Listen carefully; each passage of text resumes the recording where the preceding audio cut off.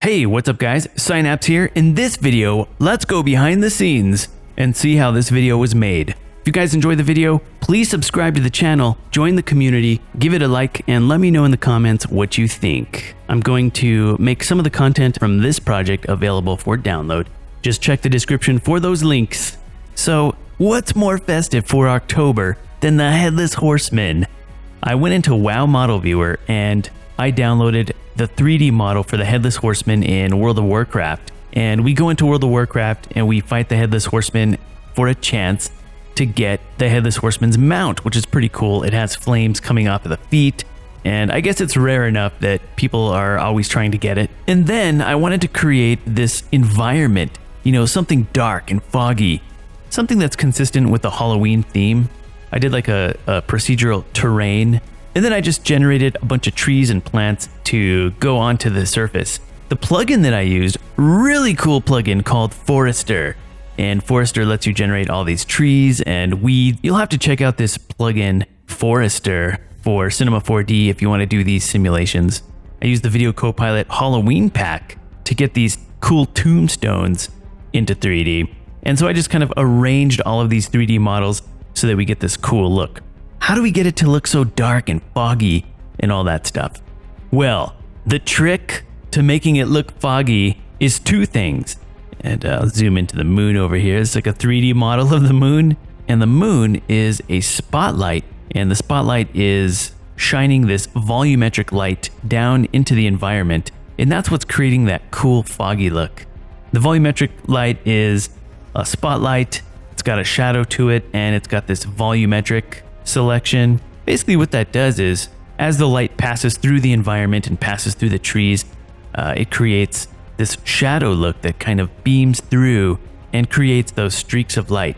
I also used Real Sky Studio, which you can find at C4 Depot, so I can create some fog that moves and it renders pretty fast. It's great for creating this environmental effect. I also used a physical sky with an atmosphere to create that Cinema 4D atmosphere look. For the fire simulation, I actually used Turbulence FD, and I found that Turbulence FD for Cinema 4D is a great fire simulator, and the fire simulations that come out of that plugin are really cool, very configurable, and you can see this is just the fire layer. The fire layer looks super wicked just by itself.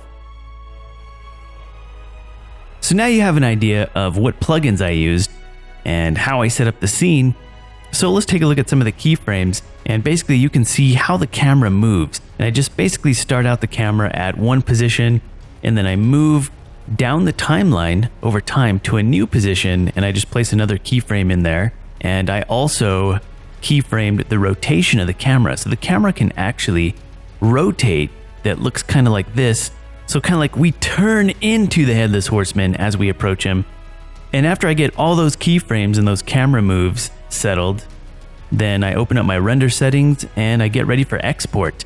To export this, I'm going to be going 1920 by 1080 at 30 FPS, and I'm saving this as a 16-bit PNG. And I'm using the physical renderer, and I'm using pretty modest settings. I did use ambient occlusion. This is going to be very dark. I want to get those shadows and those edges with ambient occlusion. I did not use global illumination because the render times were so high that global illumination added even more render time. It was too much, so I left it off, and it still looks okay. And some of the options, I mean, you guys can copy my option settings. I found there's a few things you can do to really optimize your scene. And the main things are these here: the ray depth, reflection depth, and shadow depth. So there's a little hint to get your render times down. And now I'm gonna hop over to the fire layer. This was the Turbulence FD simulation.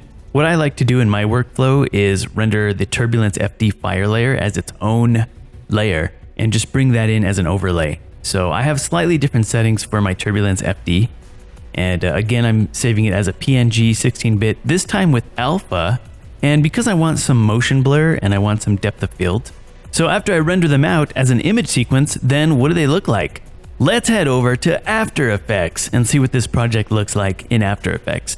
So looking at the non-fire layer, it comes out looking like this, and it looks pretty cool. This is just the raw 3D. You can see that cool volumetric effect where the moon is kind of beaming these light beams down through the trees.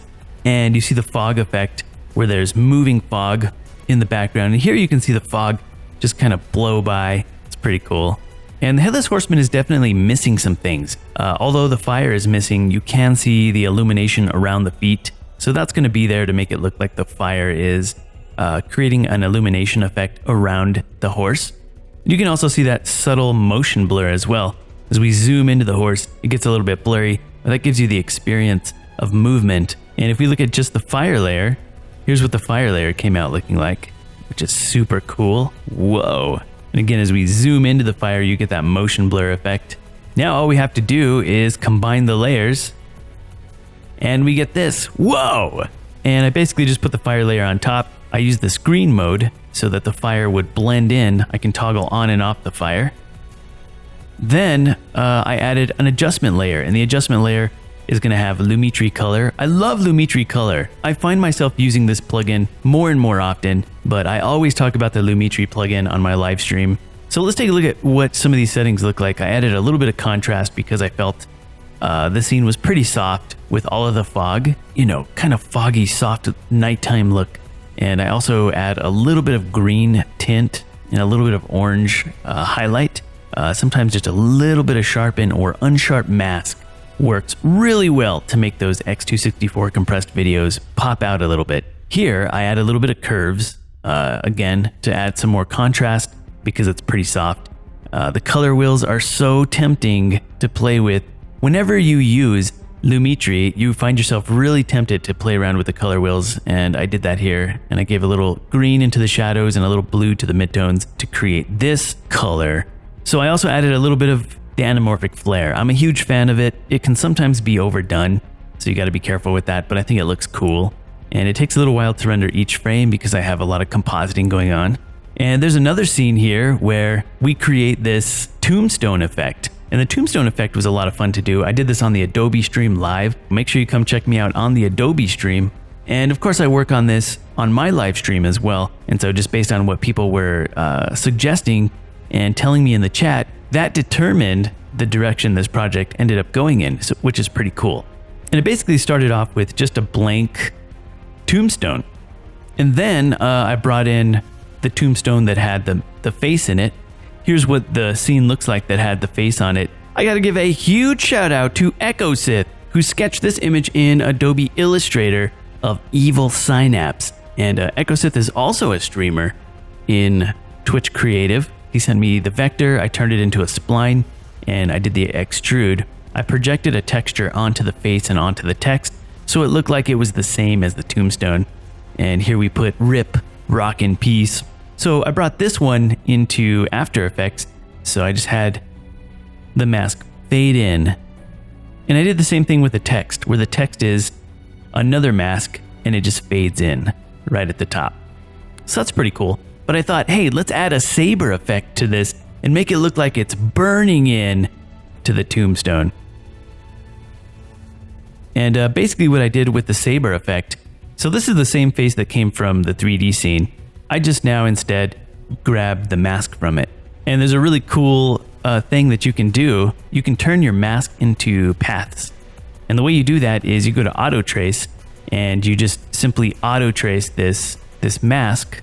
This is exactly the method I used for my Saber Intro. And you can check out the Saber Intro on the PsyShop. If you like that Saber Intro, I can customize it for you with your name in it. You can see a link to the PsyShop down in the description. Here's what all the masks look like. Saber loves those mask paths, so I go here to the core type and I choose layer masks. I can start customizing the Saber effect. Now the Saber effect is super cool. This plugin is by Video Copilot and it's absolutely free. You can download the Saber plugin from the Video Copilot website. I think it's a lot of fun. It's very easy to use. it creates a really cool energetic effect. I had the Saber effect kind of fade in to make it look like the face was being etched in to the tombstone like that. And I did the exact same thing with the text, made it look like the text was being etched in, and then I slowly faded in the 3D text layer to look like it just appears on the tombstone. And I wanted to create a subtle flicker. What I did was I created an adjustment layer, and it has some paths. It has a boundary here so it doesn't affect anything on the outside of this path. And then it has this internal boundary, so this is like the affected area. I added some exposure. I would say this is an advanced technique to use these custom functions in After Effects, but anybody can do it, and wiggle is a really easy one. And so what it's going to do is it's going to wiggle at the speed of 3 with the intensity of 1. It's going to wiggle the exposure, and because it's an adjustment layer, it's going to affect the exposure for all of the layers below it. And so just by wiggling the exposure, it kind of gives it this bit of flicker to make it seem like it's the flicker from the light of a fire. After I got that situated, I bring this into the final scene. It's now fully animated with the rest of the scene. I can toggle on and off this mask layer. You can see there's the fire illumination and there's the 3D face that I just composite right onto there. So that's about it for the After Effects part. I showed you how I did color correction. I showed you how I did compositing, and I composited the layers that we created from Cinema 4D, brought them into After Effects, added a little bit of color to them, and then we created a cool special effect to have the face and the text etched into the gravestone and create an additional little flickering effect using the fire, and then bringing them all together. So for the final composition, I just pre-rendered out each of those scenes, and there were only 2 scenes, so we do a little editing in After Effects this time with these pre-rendered compositions. Pre-rendering just means that I rendered them out and then imported them back into After Effects. They are much faster to preview. And we also added some music, which was composed by Switchcore, and I'll show you a little bit more about. Here you can see that I use opacity to fade from the first scene into the second scene. So we just do this easy fade, and then another fade back to the first scene, and a little time remapping right here. I used Twixtor to increase the speed and create a cool speed effect. But you don't need to use Twixtor, you can just use the time remapping that's built into After Effects. And then we go slow motion right here so we can check out that fire. I keyframe the scaling where I zoom into the horse, and at the same time I'm fading back into the second scene. So it kind of gives this appearance of fluid motion from one scene to the next. So it just fades in. And if you're curious, the composition is set at 1920 by 1080, 30 FPS. Now let's take a look at the audio. The sounds were composed by Switchcore. Huge shout out to Switchcore for that epic audio edit. He sent me some clips and I brought them into Adobe Audition. And I also took some of the sounds that he sent me and I put some filters on them to make it sound like it's kind of far away, so you can hear the horse whenever he rears up. Used some mastering and compression for the final master. I'm going to make some of the content from this project available for download. Just check the description for those links, and you can support the content creation by becoming a member to the website, and of course, just by being a part of the community and being a part of the family. Thank you guys for your epic support. If you guys enjoyed the video, please subscribe to the channel, join the community, give it a like, and let me know in the comments what you think. Good luck and have fun.